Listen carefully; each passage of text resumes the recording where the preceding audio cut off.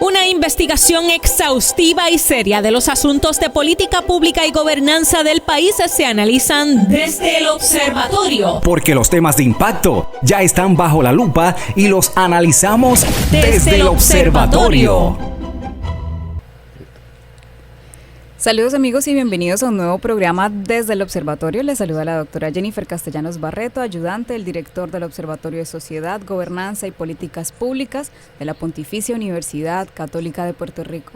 Como todas las semanas, para mí es un gusto saludar a todas las personas quienes se conectan a esta hora a través de Católica Radio y por supuesto a quienes escuchan o ven la retransmisión del programa por cualquiera de las plataformas digitales de nuestra querida universidad. Como es de costumbre, nos acompaña nuestro coanfitrión, el doctor Hernán Vera Rodríguez, director del Observatorio. Bienvenido, doctor, a un nuevo programa. Saludos, Jennifer, saludos a la audiencia, muy alegre de continuar orientando a la audiencia, ¿verdad?, sobre temas de gobernanza, de investigación social y temas afines. Muchas gracias, doctor. Así es, así como lo menciona, hoy tenemos una invitada virtual. Le damos la más cordial bienvenida por primera vez a la doctora Carolyn McClain Muñiz. Bienvenida a este espacio desde el Observatorio. Gracias, Jenny, por la invitación. Bienvenidos a la audiencia. Espero que puedan disfrutar el tema que les voy a estar hablando el día de hoy. Claro que sí, para nosotros es un placer escucharte el día de hoy, sobre todo porque, como dice el doctor Vera, tenemos temas de relevancia social y creo que este es uno en el mes que estamos. Doctor, ¿le gustaría contarnos un poquito de qué estaremos hablando el día de hoy? Pues hoy Caroline, ¿verdad?, nos va a presentar los resultados de su disertación doctoral que versa sobre las experiencias de madres puertorriqueñas con el proceso de remoción de sus hijos. Así que es un proceso, ¿verdad?, tan doloroso para las madres, pero por otro lado tan necesario en algunas ocasiones para proteger, ¿verdad?, la vida y la integridad de los niños. Así que pues la doctora le ha dedicado un gran espacio de tiempo y dedicación a este tema y nos orientará sobre el mismo. Así es, y para contarles a la audiencia quién es la doctora Carolyn McClain Muñiz, ella posee una maestría en Consejería Psicológica de la Universidad Interamericana de Puerto Rico, está certificada en los trastornos por déficit de atención con hiperactividad y problemas específicos de aprendizaje en la niñez. Actualmente completó el grado doctoral en Filosofía en Psicología Clínica en la Pontificia Universidad Católica de Puerto Rico, es decir, es egresada también de nuestra universidad. En el año 2011 se revalidó como psicóloga ante la Junta Examinadora de Puerto Rico. Desde entonces se encuentra ejerciendo la profesión en diversos escenarios dentro y fuera de la isla. En sus comienzos como psicóloga, trabajó ofreciendo talleres para el fortalecimiento emocional y la búsqueda y obtención de empleo. Luego continuó trabajando con niños en terapia individual y grupal. Para el año 2015 realizó su internado doctoral en la Universidad Pontificia Bolivariana de Bucaramanga, en Colombia. Allí trabajó en las áreas de investigación, docencia y terapia. A nivel terapéutico se enfocó en las mujeres víctimas de violencia de género y del conflicto armado. En el año 2016 trabajó en Community Reach Center en Colorado, USA, donde se desempeñó como terapeuta en consejería psicológica trabajando con problemáticas relacionadas a la violencia de género, abuso sexual y trastornos psicóticos. En el 2017 publicó en la revista científica Informes Psicológicos un artículo que lleva como título El manejo de casos en maltrato a menores en Puerto Rico, relación eficiente y eficaz. Este artículo abordó el fenómeno del maltrato de menores en Puerto Rico desde una mirada crítica hacia el gobierno en la implementación de estrategias para trabajar con los procesos de intervención, analizando las leyes que conforman la política pública de este. En la actualidad, la doctora McClain Muñiz se desempeña como psicóloga escolar del programa de psicología en el ámbito escolar del Departamento de Educación, trabajando con diversas problemáticas en torno a la niñez. La doctora Carolyn se inclina por las posturas psicológicas humanistas y sociales y entiende al individuo como un ser complejo, moldeado por sus circunstancias y oportunidades. Con esta reseña nuevamente le damos la bienvenida a nuestra invitada, la doctora Carolyn McClain Muñiz, y yo ahí doy un aporte y le agradezco a ella en mi rol como amiga por tener la oportunidad y el privilegio de compartir su conocimiento y su experiencia, un tema que sé que le apasiona y que lleva varios años estudiándolo y hablando de ella, así que es un gusto el día de hoy tenerla y escucharla por primera vez en este programa. Gracias, Jenny, por el recibimiento. Doctor, ¿le gustaría comentar? Sí, pues lo primero es comunicarle a Caroline nuestra alegría porque te graduaste, ¿no? Y eso cierra un ciclo, ¿verdad? Que presenta que todas las personas que fueron a hacer su internado a la Universidad Pontificia Bolivariana en Bucaramanga, pues terminaron su doctorado y se desempeñan, ¿verdad? Efectivamente como psicólogos en el país. De hecho, hemos tenido otra de las egresadas de esa función, ¿verdad?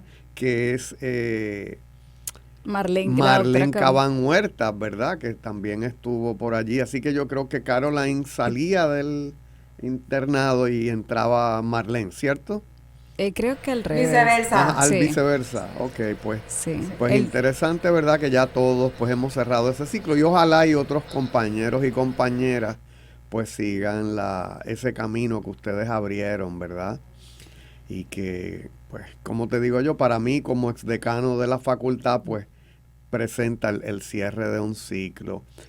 Caroline, me gustaría que nos explicaras qué razones te llevaron a realizar esta investigación de todos los temas posibles que hay dentro de la psicología y las ciencias sociales. Pues usted seleccionó este tema y nos gustaría nos explicaras cómo llegaste a él.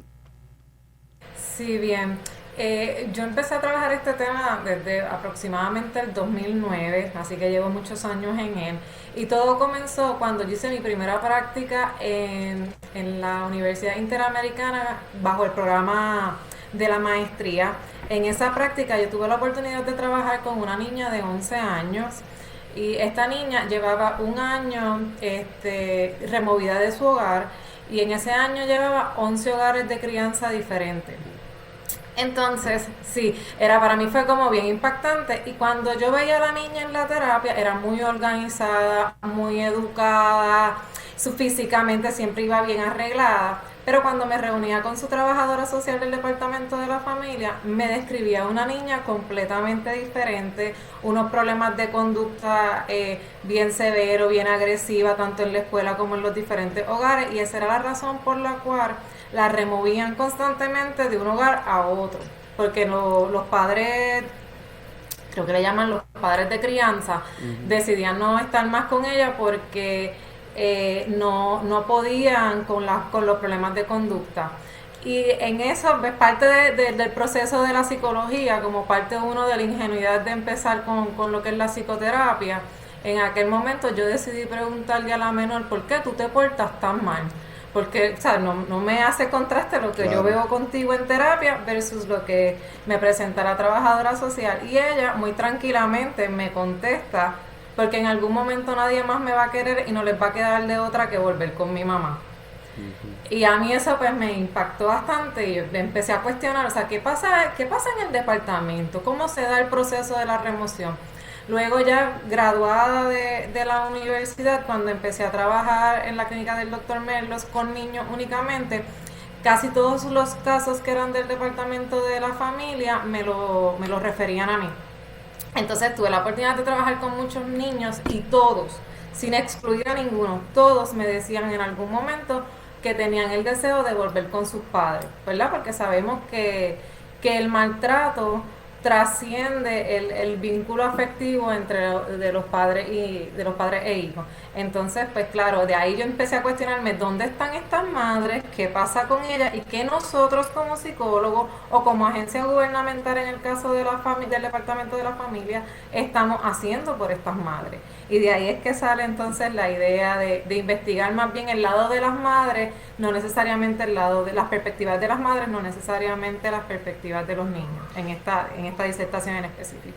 A mí me parece bien interesante, ¿verdad? Y sabes que el foco de nuestra unidad, el Observatorio de Sociedad y Gobernanza, es promover cambios en políticas públicas, ¿verdad? Y que las políticas públicas se basen en investigación. Así que a mí me parece que con tu investigación estás comenzando a llenar un vacío que quizás a la agencia le debió haber creado esa curiosidad hace mucho tiempo y haber contratado algún equipo de investigadores para llegar a esa información. Así que me parece muy meritorio tu trabajo. Sí, qué bueno que trae ese punto, doctor, porque algo bien curioso que yo sigo encontrando curioso es que al buscar las estadísticas, sí aparecen estadísticas de los tipos de maltrato, de los referidos que se hacen, de los referidos activos. Sin embargo, encontrar estadísticas de reunificación para mí fue bien difícil. Únicamente las que encontré y hice varios acercamientos directamente con el departamento, y las que encontré fueron las que publicó la doctora Caballero Correa, ella en una disertación doctoral que ella hizo, creo que era estudiante de la UPI, y ahí pude encontrarla, y las más recientes databan del 2014, so que ya han pasado 10 años desde esas que yo pude encontrar, así que realmente hay que ver dónde están esas estadísticas y cuántos sí logran la reunificación versus cuántos no la logran. Eso todavía al sol de hoy, los que están viviendo eso en el 2023-2024, pues no se tienen esas estadísticas al día. Interesantísimo. Impresiona. Sí. Sí, impresiona, y que a mí me parece que la función del departamento debe ser fortalecer las familias. Ciertamente sí hay que separar un niño para, ¿verdad?, velar por su integridad y velar por su vida, pues se hace, ¿verdad?, porque es un mandato de ley. Pero la función última debe ser corregir las fallas que estén ocurriendo en esa crianza, en ese seno de ese hogar, y reunificar las familias finalmente. Los niños debieran estar mejor con sus familias, ¿verdad?, que en otros hogares. Sí. Actualmente... Sí, adelante. Actualmente la ley 57 promueve en ella mucho lo que ellos le llaman la unidad familiar, lo cual es muy bueno. Sin embargo, acorde con lo que usted dijo, se basa en investigaciones realizadas en Estados Unidos, más no en Puerto Rico. De hecho, en su exposición de motivos, ellos explican que esta ley responde a la ley de Family First de Estados Unidos, la ley federal, más no está respondiendo necesariamente a lo que está sucediendo en Puerto Rico. Y claro, este dato para mí, pues, aunque lo que trae la ley es muy bueno y trae unos cambios bien positivos, todavía queda mucho espacio para trabajar a nivel de lo que sería en Puerto Rico, en la isla, que está pasando con nuestras familias. Sí, a mí, don José Trias Monge, que sabes que fue presidente del Tribunal Supremo de Puerto Rico, acuñó un término que se llamaba la transculturización del derecho. Así que ese calcar legislación por calcarla, aunque haya unos fines buenos en el proceso, pues a veces es peligroso. Yo creo que debió haber mediado una investigación de campo a fondo antes de proceder a legislar. A mí me parece interesante también en este tema, y ahorita la doctora nos explicará que dentro de la investigación usa un marco teórico para explicar cómo se afecta uno desde lo individual hasta el gran sistema que sería el macrosistema. Es decir, cuando se habla de que somos personas holísticas, que todo nos afecta y que si nos afectamos como individuos, pues nosotros afectamos a la sociedad, pero la sociedad también nos afecta a nosotros. Me gustaría un poco, como nuestra audiencia no todo el mundo es científico, todo el mundo no está familiarizado con los marcos teóricos y los modelos en psicología, brevemente y de la manera quizás más sencilla, explicarle a las personas ese modelo que usaste para explicar tus hallazgos. Claro, el marco teórico que yo estuve utilizando fue el modelo ecológico de Bonfenbrenner. Y sencillamente, a mí me encanta este modelo porque te abarca todo y de una manera bien sencilla. Él te pone al individuo, él lo explica como una serie de circulitos, de figuras concentríficas, que es que se le llama, y ubica al individuo en el centro. Entonces, luego de ubicar al individuo en el centro, que es tú contigo mismo, con tus fortalezas y debilidades que ya traiste, como por ejemplo de tu ADN, o biológicamente hablando, cómo eso va cogiendo forma primeramente con el microsistema, que ese sería la próxima circulito, la serie centrífuga. Se me olvida la palabra, disculpen. que el microsistema es donde el individuo se interacciona cara a cara, sea la familia, el trabajo, la escuela, el grupo de amistades, la comunidad a la que pertenece, que van a ver que esa interacción es diaria o no necesariamente diaria, pero sí se da directamente cara a cara con la persona. Luego de este sistema viene el mesosistema, disculpen. Y en ese mesosistema se va a ver cómo cada microsistema interacciona entre sí, y al interaccionar entre sí se influyen de ambas direcciones. Como mis logros o mis frustraciones en el trabajo me van a afectar mi núcleo familiar cuando yo llegue a casa. Eso es lo que explica el mesosistema, esas interacciones que se dan con los diferentes microsistemas y cómo ellas influyen y se interrelacionan entre sí. Luego viene el exosistema, que ahí es más bien la parte como cuáles son las normas de la sociedad, cuáles son las leyes de la sociedad. Ahí entran lo que son las agencias de gobierno, los servicios sociales, las políticas públicas que nos rodean, ya las que están bien formales y escritas. En el macrosistema, que sería como el nivel más grande, que no interrelaciona directamente con la persona, pero sí va a ejercer alguna influencia en ella, es las actitudes ideológicas y culturales que se están dando en la sociedad donde esa persona se desenvuelve. Y nosotros en mi investigación pudimos ver en una de las categorías cómo del macrosistema va a influir de manera sustancial la vida de las madres que fueron parte de la investigación.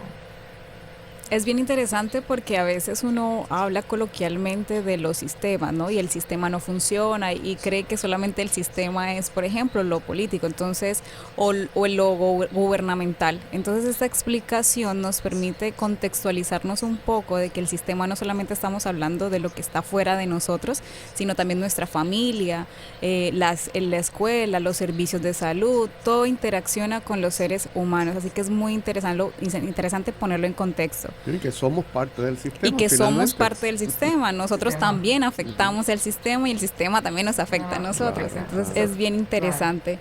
Continuando con este proceso de investigación, y quizás aquí hago una breve interrupción, nosotros siempre hemos hablado, o la mayoría de las veces en este programa, de muchos datos estadísticos para hablar de las investigaciones. Pero las investigaciones no siempre se dan con datos y estadísticas. Hay otras formas de recoger información en investigación que son muy importantes, que es la metodología que llevaste a cabo. Así que explícales un poco a la audiencia cómo recoges la información para luego brindar estos hallazgos. Claro, mi investigación fue una de corte cualitativo. El diseño que utilizamos fueron las narrativas de vida, que esto es más bien entrevistas a profundidad.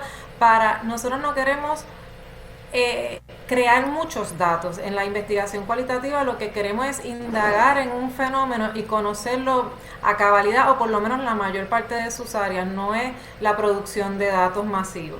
Así que el muestreo se da por conveniencia, que se crean, ¿verdad?, los criterios de inclusión y exclusión, y de ahí se identifican a las madres que cumplan con los criterios de inclusión para que participen de la misma. En el caso de mi investigación, los criterios fueran que fueran mayores de 18 años, que le hayan removido a un menor entre 0 años a 18 años, que la remoción haya durado más de 6 meses, según lo que estipulaba la ley 246 en aquel momento,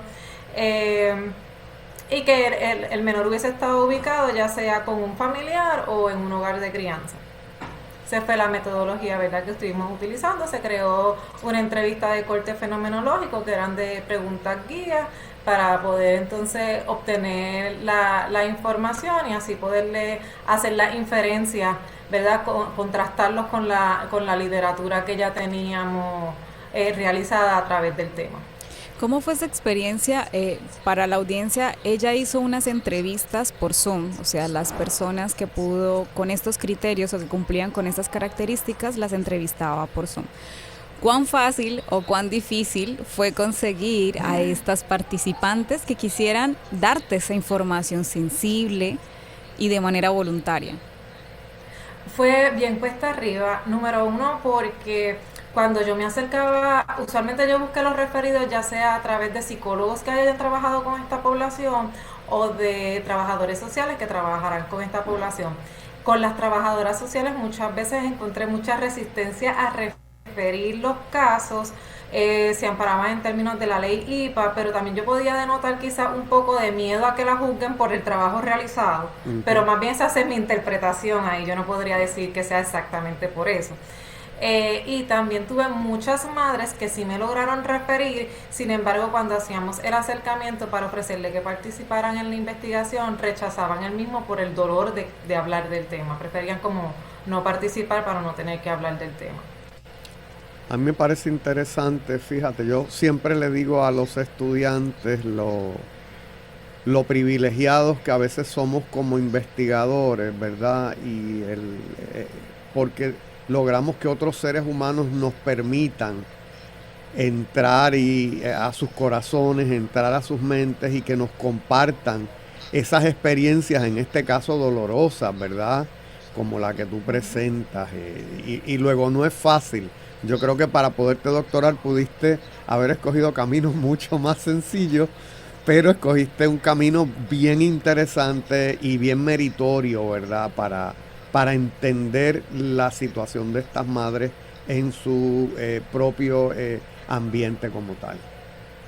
¿Cómo te sentiste en torno cuando estuviste haciendo este proceso?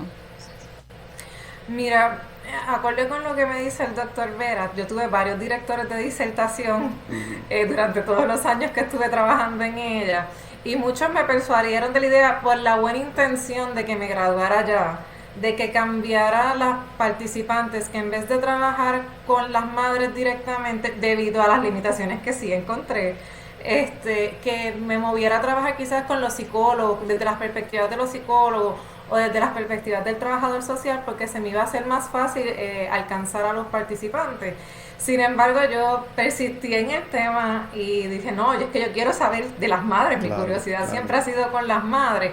Así que persistí en ello y hoy en día puedo decir, ¿verdad? Ya que terminé, que no me arrepiento, a pesar de todo. Un montón de años que estuve trabajando en el tema, no me arrepiento. Y bueno, pues, ¿qué les puedo decir en cuanto a esto? El momento fue perfecto, porque es que se tenían que dar más investigaciones a niveles de Estados Unidos y de Europa, que es donde mayormente están las investigaciones, para yo poder llegar a los resultados que llegué hoy. La mayor parte de las investigaciones en torno al tema, específicamente con las madres, que yo pude conseguir, datan desde el 2019 en adelante.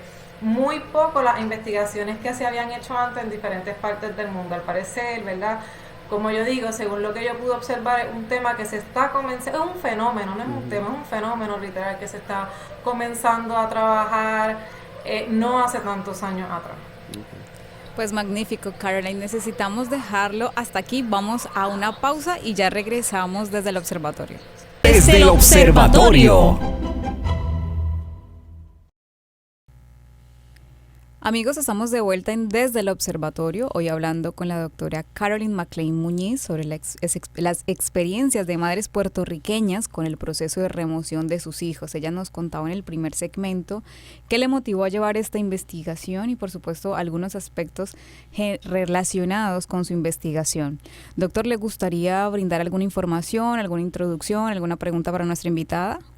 Yo creo que en esta parte, Caroline, debemos enfatizar entonces que nos pases por los hallazgos más importantes que tuviste en tu estudio. Claro que sí.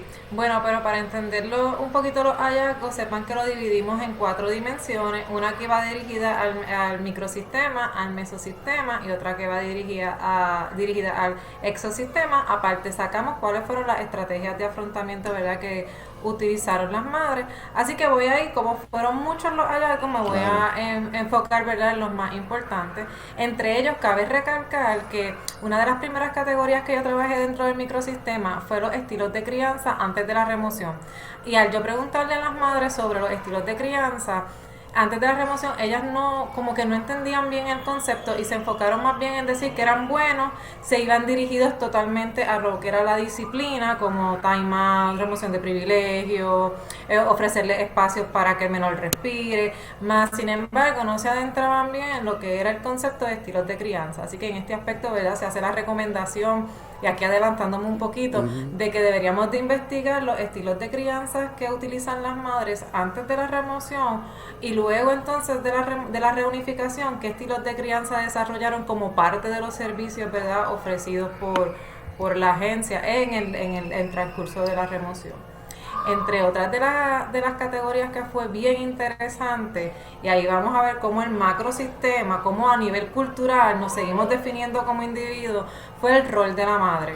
Al preguntarle a la madre por su rol materno, cómo lo vivenciaban durante ese proceso de la remoción, todas me verbalizaron en algún momento sentirse como malas madres, como avergonzadas y sentimientos de culpa porque no eran capaces de proteger a sus hijos. Entonces ahí venimos viendo cómo el macrosistema se va a envolver en este sentido, porque esa es la misma definición que nosotros le damos a las madres cuando no son capaces de proteger a sus hijos. Las queremos encajonar dentro de lo que pensamos que debe ser una madre, más esas que no caben dentro del cajón las excluimos. Y ellas mismas se excluían, ellas mismas decían que preferían aislarse antes de tener que enfrentar la vergüenza ante la sociedad de que no tenían la custodia de sus hijos. Así que este fue, ¿verdad?, uno de los hallazgos bien interesantes. Entre otros de los hallazgos, eran los sentimientos surgidos, y era eso mismo: aislamiento, deseo de no querer contacto con las personas, coraje, tristeza, síntomas referentes a la ansiedad y síntomas referentes a la depresión. Entre los eventos estresantes durante la remoción se pudo ver las constantes cancelaciones por parte del Departamento de la Familia en torno a lo que son las visitas supervisadas, y también los constantes cambios que tenían que hacer de horario en el trabajo para cumplir con los diferentes servicios que se les solicitaban a las madres. Otra de las categorías que me fue súper interesante desarrollar fue el deseo de los menores. Al igual que yo vi cuando les dije en el primer segmento, que yo veía al principio cuando empecé a trabajar con los niños, que estos niños me decían constantemente que deseaban regresar con sus madres, fue exactamente lo mismo que reflejaron a las madres. Decían que durante las visitas supervisadas, los niños todos en algún momento expresaron ese deseo de querer reencontrarse con sus mamás y estar con ellas. Claro. Entonces, entre las situaciones económicas, y esto lo digo, ¿verdad?, así rapidito, lo que pudimos ver que las madres que tienen ayuda del gobierno no presentaron preocupación en esta área. Sin embargo, las madres que no recibían ningún tipo de ayuda del gobierno sí presentaban preocupación en esta área, y más bien por la logística de cómo poder tratar de cumplir con las horas de trabajo dentro de los síntomas, ¿verdad?, que estaban viviendo, quizás reflexionando más bien de depresión y ansiedad. Y ser productiva en su trabajo y cumplir con la cita se le dificultaba a nivel económico. Y eso pues pareciera sí, que no se toma. Hay un estresor adicional, ¿verdad? Para que quizás fue una de las causas de ciertas situaciones que llevaron a la remoción. Claro está. Entonces, este dato para mí, ¿verdad?, me causa curiosidad si cuando hacemos los planes de intervención para estas madres tomamos en consideración realmente cuál es su realidad económica en ese momento, por qué es tan importante cumplir con los horarios de trabajo. Otra de las cosas es que muchos de los referidos que se le hacen a las madres o los costean ellas o los costea el plan médico que tengan, dependiendo de verdad de los recursos que tenga la mamá. Así que si tú no tienes plan vital, pues todos estos recursos todos estos servicios que te están exigiendo, los tienes que costear tú, así sea por el plan de tratamiento o en efectivo. Uh-huh. Entre las experiencias de reunificación, y este dato también fue bien chévere poderlo identificar, todas las madres obviamente decían que era un momento de felicidad. Tú veías en las entrevistas cuando las caras de estar hablando de tanto dolor que habían vivido, y cuando yo preguntaba de la reunificación, el cambio en el gesto, y aún así, ¿verdad?, haciendo las entrevistas por Zoom, se les veía esa felicidad en las caras, como que no, ese momento fue glorioso, fue hermoso, lo describían bien bonito. Sin embargo, la literatura dice que no solamente el momento es lindo para las madres, sino que el momento es bien lindo también para el trabajador social que estuvo llevando el caso, que se expresa que los trabajadores sociales como que se vivencian el proceso como las madres de qué bueno que lo logró, y eso pues fue chévere verlo. En cuanto a las situaciones surgidas después, 4 de las madres que yo entrevisté identificaron que que los hijos tenían problemas de comportamiento en el hogar, miedo a la separación con la mamá, tenía miedo de que si la mamá los dejaba en la escuela, que no los fueran a buscar más. Ese miedo ante la separación fue bien fuerte, y problemas de conductas de acting out, de como rebeldía, coraje, estallido. Volvían a tener niños que ya eran más grandes, quizás volvían a tener ay Dios mío, una regresión, tantrum, sí, ajá. sí, tantrum en las casas. Algunos de ellos regresan a las casas con diagnósticos y no se le notificó a la mamá a tiempo antes de para ella prepararse, sino ya cuando la mamá estaba ahí y va a las citas con la psicóloga de seguimiento del hijo. Ya en este caso la mamá lo lleva, y ahí es que se enteraban de los diagnósticos de los hijos, así que no hubo una preparación previa antes de entregarle a los niños en ese sentido. Ahí me gustaría solamente hacer un comentario, y me parece bien interesante porque justamente coloquialmente se dice que a veces sale más cara la cura que la enfermedad. Y es decir, uno cree que el niño se va, o sea, uno ignorando cómo funciona el sistema o qué pasa allá adentro, que el niño o la niña se va a mejorar o que va a mejorar sus conductas, sus hábitos, y realmente llega incluso con problemas de salud mental. Incluso, sí. O sea, que es bien interesante lo que estás mencionando para quienes trabajan obviamente con la conducta humana, pero también para quienes hacen estos procesos, incluso los mismos padres estén enterados de qué es lo que pasa. Sí, en ese sentido tenemos que escuchar más a los niños. Yo recalco, tenemos que escuchar a los niños y tenemos que escuchar a las mamás, porque de hecho las investigaciones avalan lo que tú estás diciendo. A veces el remedio es peor que la enfermedad. Es más el trauma que regresan los niños que el mismo trauma que ya tenían por el maltrato. Así que desde esta perspectiva, ¿verdad? Y adelantándome un poco a lo que son las recomendaciones, es mejor uno poder impactar a la madre, no remover si es un maltrato por negligencia, como fue en el caso de mi disertación, en vez de considerar remover al menor para salvaguardar su protección, quizás es mejor, lo que propone la ley nueva, hay que ver cómo funciona, es darle servicio a la mamá, también al niño, pero enfócate en la mamá, que es como, en este caso, ¿verdad?, las madres, pero también puede ser el padre o persona encargada del menor.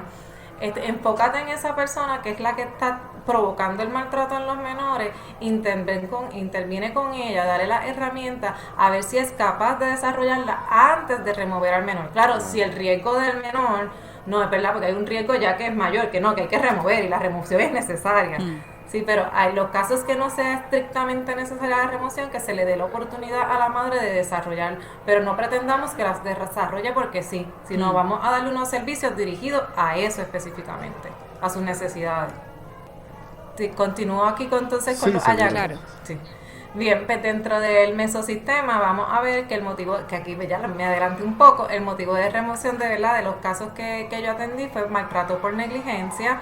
Maltrato por negligencia se entiende como no hay maltrato físico, pero sí, por ejemplo, las mamás pudieron ser negligentes en términos de buscarle las ayudas médicas que necesitaban, el aseo, la asistencia a la escuela, la ropita, la comida, los servicios de salud, todo eso se puede considerar, ¿verdad?, maltrato por negligencia. En el caso de 2 participantes que yo tuve, la negligencia fue porque expusieron a los menores a la violencia. ¿Qué quiere decir esto? Que ambos padres se maltrataban entre ellos, se agredían físicamente entre ellos y los niños veían. Y entonces esto es exponer a los niños a los patrones de violencia. En cuanto a las otras categorías fue la relación con la trabajadora social, y esta igual fue una de las categorías más interesantes que pude rescatar de la disertación. Acá se desprende que el rol de la trabajadora social es fundamental para que se logre la reunificación. En este sentido, 4 de mis mamás que yo entrevisté tuvieron más de un trabajador social y describían a la primera trabajadora social, que es la que le remueve al menor, como que no estaban comprometidas con el caso, que no las querían ayudar, que las juzgaban. Sin embargo, con el trabajador social que sí logran la reunificación, lo describían como no, él me ayudó, él buscó las herramientas, él me buscó los recursos para yo poder lograr la reunificación. En este sentido, Sirtac y Lestevo, que son dos investigadores, en el 2019 exponen que existe una relación dual y dicotómica con el trabajador social. Por un lado soy el que te voy a remover al menor y por otro lado soy el que te va a dar las estrategias de apoyo para que logres la reunificación. Entonces ahí el discurso era ambiguo y dicotómico y los papás lo identificaban como que no eran como que no es de fiar la persona que me está dando estas dos instrucciones totalmente diferentes. Dos mensajes totalmente diferentes. Hay una de las recomendaciones, vuelvo a adelantarme un poquito, es que el trabajador social que remueve al menor no sea el trabajador social que va a ofrecer los recursos para así evitar la dicotomía de la relación y romper con la ambigüedad del proceso. Así que esa es una de las categorías, ¿verdad?, que más destacamos. Otra de las categorías fue la visita supervisada. No sé, las visitas supervisadas son cuando se remueve un menor, parte del plan de tratamiento incluye que los menores y los padres tengan relaciones materno-filiares cada 2 semanas. Entonces, en esas 2 semanas, los padres van a tener un encuentro con el menor dentro de las oficinas del departamento de la familia. Las mamás describían que eran oficinas bien frías, con un escritorio, varias sillas, y entonces se sentaban ahí para que se dieran esas visitas. Esas visitas no se explicaban bien cuál era el propósito de ellas, se decían que eran supervisadas, mas no se explica tampoco ni tan siquiera en la ley el propósito que tiene la persona de supervisar. Así que esto lo vamos a ver más adelante en las conclusiones, porque ahí yo me detuve bastante en términos de las recomendaciones.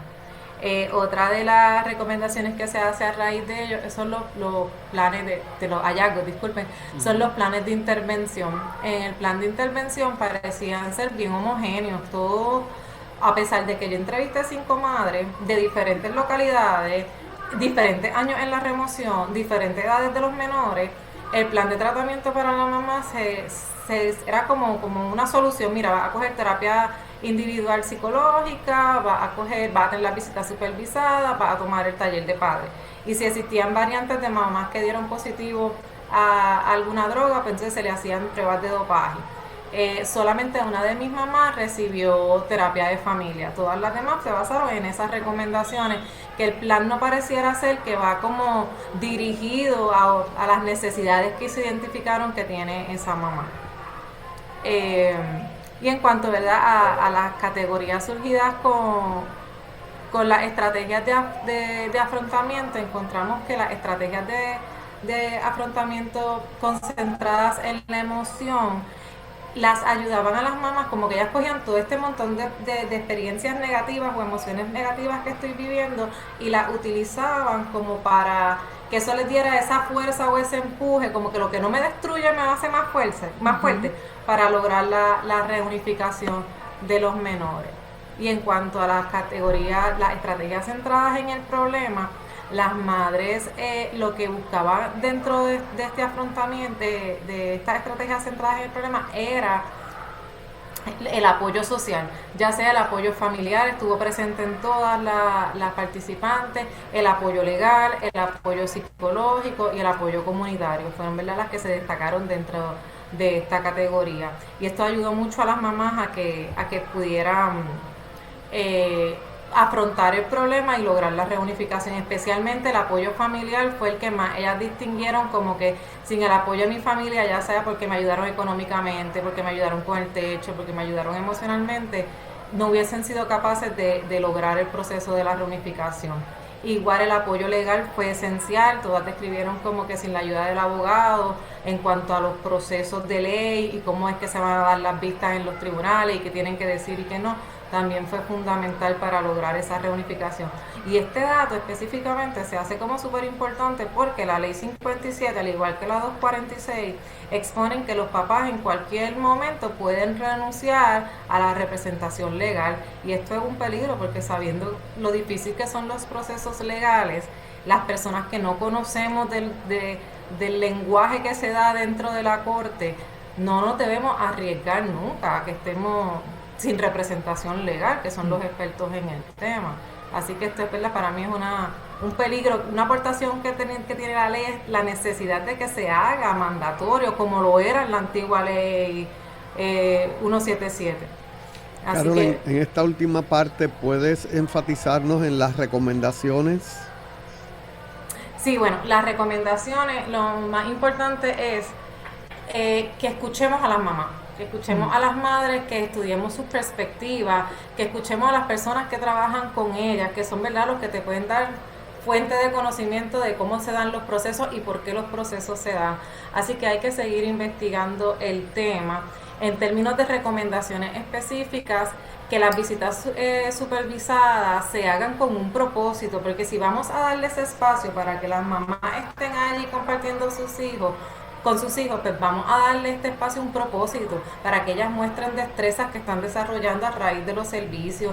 Quizás le podemos dar hasta modelaje de cómo podemos interaccionarnos con nuestros hijos de una manera saludable, que el rol del supervisor sea uno, ¿verdad?, para apoyo de las madres en términos de, mira, podemos hacer esto diferente, puedes hacer esta otra cosa, puedes traer esto, que sea más bien, ¿verdad?, como un ente de ayuda en el proceso, más un ente fiscalizador del proceso. Y el setting quizás más bonito, yo me imagino, ¿verdad? No, como un proceso burocrático. Sí, es que me imagino cuando lo describiste, un salón blanco con un escritorio, con 4 sillas plegadizas, y no es un ambiente que propenda la reunificación familiar, ¿verdad? Como si fuera un criminal. Sí, realmente ese es el trato, ¿no? Sí. Sí, ese es el feeling que a mí también me daba, el hecho de que es como, yo me lo imaginaba como en las cárceles cuando los convictos van y visitan a la familia. Sí.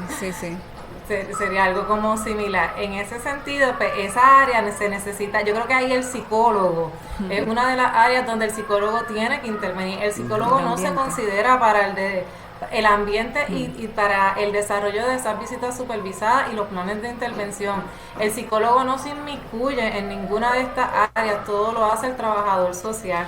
Yo entiendo que estos casos se deben de atender tanto con un trabajador social y se deben de atender también con un psicólogo en el desarrollo de estos planes de intervención a la hora de dar recomendaciones a las madres.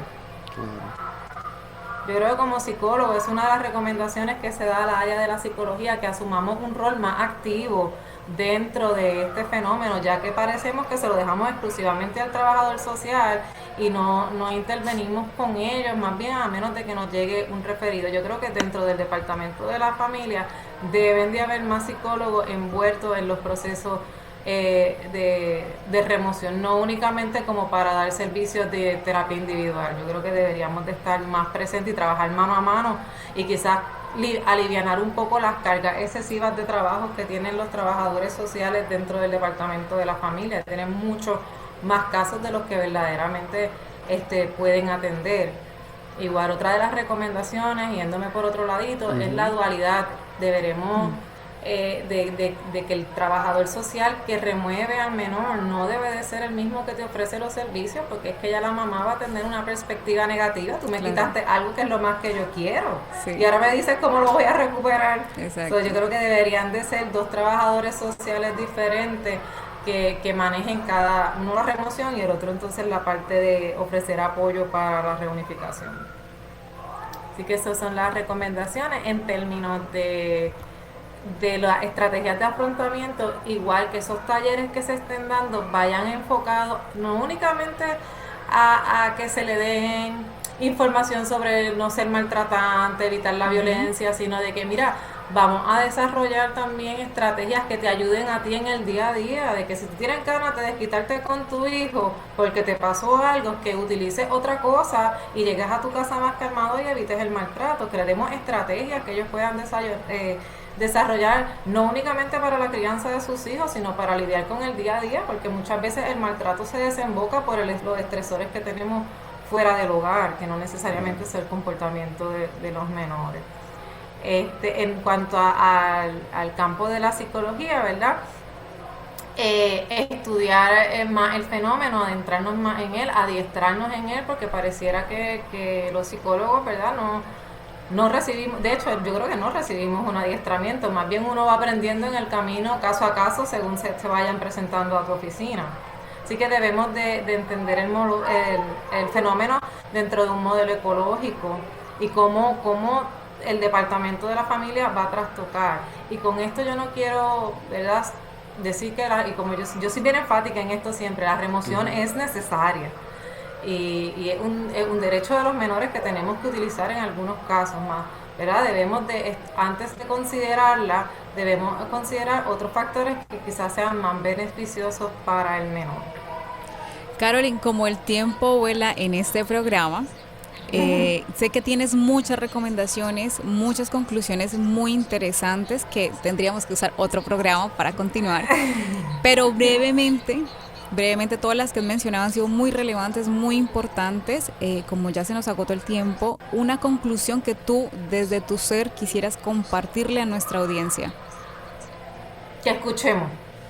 Literalmente que escuchemos a las madres, que escuchemos a los niños antes de querer trastocar sus vidas. Primero escuchemos y después emitamos juicio, pero primero hay que escuchar. Muchas gracias, Carolyn. Doctor, ¿alguna conclusión rápidamente? No, a mí me parece que este es un trabajo que personal y sobre todo ejecutivos del departamento de la familia debieran leer, ¿verdad? Y seguir esa línea de investigación en aras de formular unas políticas públicas a tono con las necesidades familiares. Así es, esperamos que esta información, por supuesto, genere mucha resonancia y llegue a los oídos que tienen que llegar. Carolyn, desde el observatorio agradecemos la oportunidad de escucharte. Como ya te dije, el tiempo vuela en este programa, no me creías y es verdad.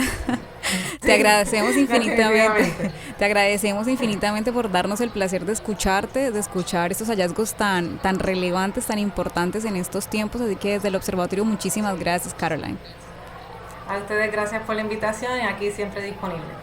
Pues muchísimas gracias, amigos. Hemos llegado como tal al final de este programa desde el observatorio. Agradecemos a la doctora Carolyn McClain Muñiz por aceptar nuestra invitación y compartir sus experiencias y sobre todo estos hallazgos de la investigación sobre las madres puertorriqueñas con el proceso de remoción de sus hijos. Les recordamos que pueden conseguir la retransmisión de este programa en YouTube, en el canal Huellas del Futuro, bajo la playlist desde el observatorio en formato podcast en Spotify. Les agradecemos a todos por habernos acompañado hasta el final de este programa. Nos vemos la próxima semana en un programa más desde el observatorio. Muchísimas gracias. Forma parte de nuestro análisis. Comparte tus opiniones con el panel. Comunícate con nosotros a observatorio.pucpr@pucpr.edu. Desde el observatorio, una producción de la Pontificia Universidad Católica de Puerto Rico.